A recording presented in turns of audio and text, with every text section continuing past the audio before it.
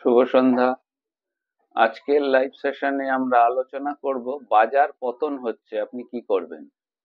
আমার নাম Indranil. Live session শুরু করছি। শেয়ার বাজারের ওঠানামা নতুন কিছু নয়, তবে বাজার ব্যাপকভাবে পতন হতে থাকে তখন বিনিয়োগকারীদের মধ্যে আতঙ্ক ছড়িয়ে পড়ে।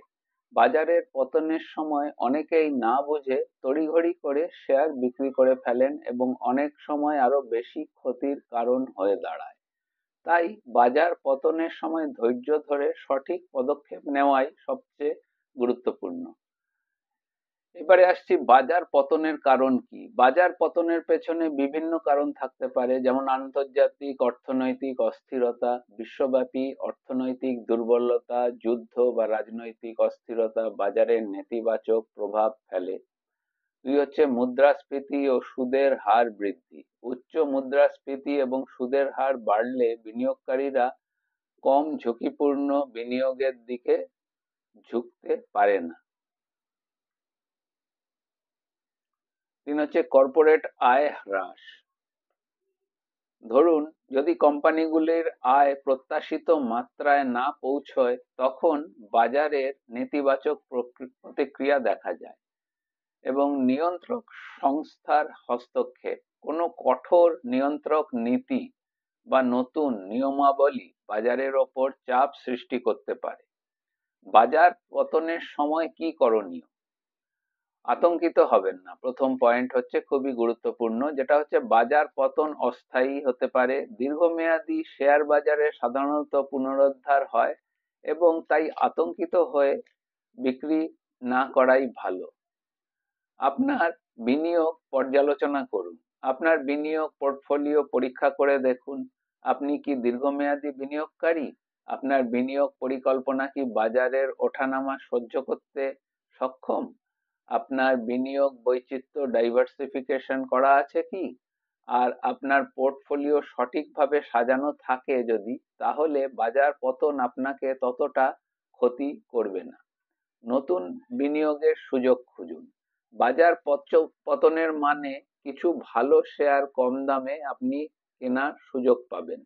যদি কোনো ভালো কোম্পানির শেয়ার কম দামে পাওয়া যায় তবে সেটিতে বিনিয়োগ করা যেতে পারে। এমার্জেন্সি ফান্ড রাখুন।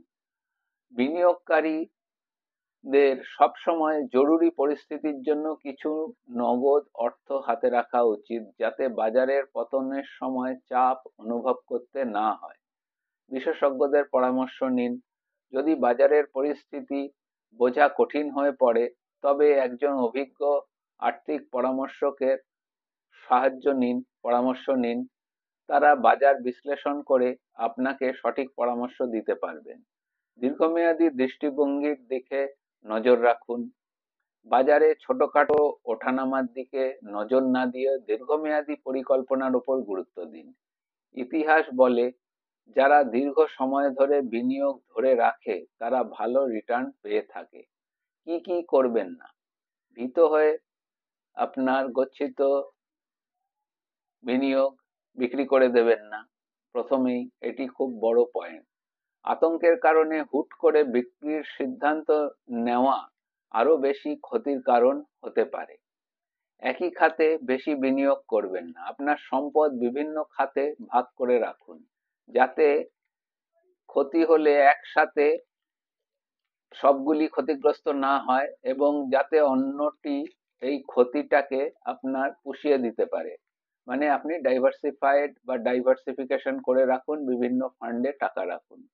গুজবে কান দেবেন না। অনেক সময় বাজারে নানা গুজব ছড়ানো হয় যা বিনিয়োগকারীদের বিভ্রান্ত করতে পারে। বাজার চক্রাকার গতিতে চলে।